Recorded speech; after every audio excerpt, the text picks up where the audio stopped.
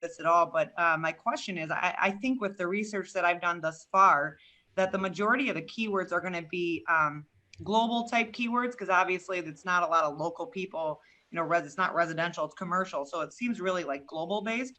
But my question is really, with someone like this who owns a company that has the potential to grow this large, how do I charge this company when, potentially he could be scoring Chrysler and big companies like this that could really be pulling in some big money deals with the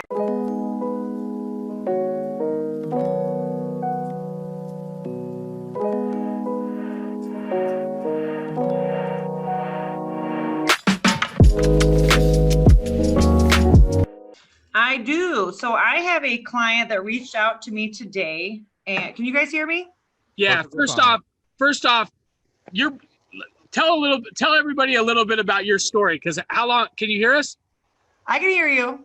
Cool. We can hear you. We can see you. So tell everybody a little bit about your story. How long have you been in here? Like, you're grinding now. Like you're hitting it. So how long you been in?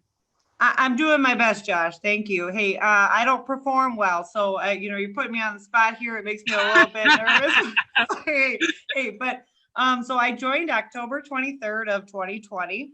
It took me about to the end of the year to get through the courses, really start grinding. I started with lead gen. Really wanted to try to, focus the business on that, and then I joined the OGS. And I was actually out of town. I was in Texas in a travel trailer when that happened with 4 kids. So it was a terrible experience. It didn't work out very well at all. So I figured, you know what, I'm going to join Sales Accelerator. And at that point I was back home. So I had a little bit more time to really go through things and make sure that I, was pushing it every day.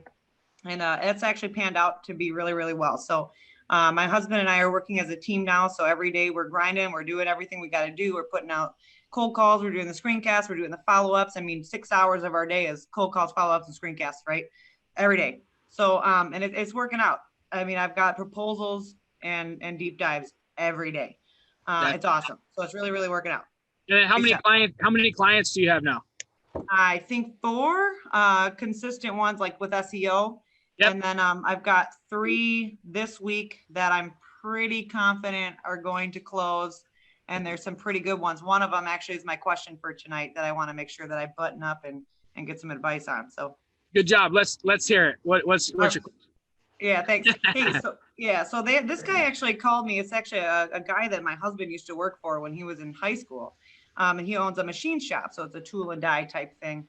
And I'm not familiar with this at all. But my question is, I think with the research that I've done thus far, that the majority of the keywords are going to be global type keywords, because obviously it's not a lot of local people, it's not residential, it's commercial. So it seems really like global based. But my question is really, with someone like this who owns a company that has the potential to grow this large, how do I charge this company when, potentially he could be scoring Chrysler and big companies like this that could really be pulling in some big money deals with the SEO that I'm bringing him. So I guess I don't know what to charge him, how to approach him. Yeah. Really so usually when I land deals like this, I like to value in advance. I always talk about that all the time to you guys. And so where I would start is maybe in your city, it's not that big, but maybe the next biggest city over, there's a few searches. So I'd build a back page for that city and I'd charge him just for that city. Like it's a homepage, right? So I might charge him whatever the KDs come to, whatever you figure it out in your scope of work. But let's say it's $500 a month for that one. And he's like, hey, I have $1,500 a month in budget. So you find 3 of them in decent sized cities, right? So you're attacking, 2-3 cities at a time. You bring him value, you bring him money. And then as you start growing with higher KDs and more cities and more area like the United States or globally, he can pay you more and more money. And he keeps giving you new projects. And so you can take it on smaller, right? And then you're going to grow that out.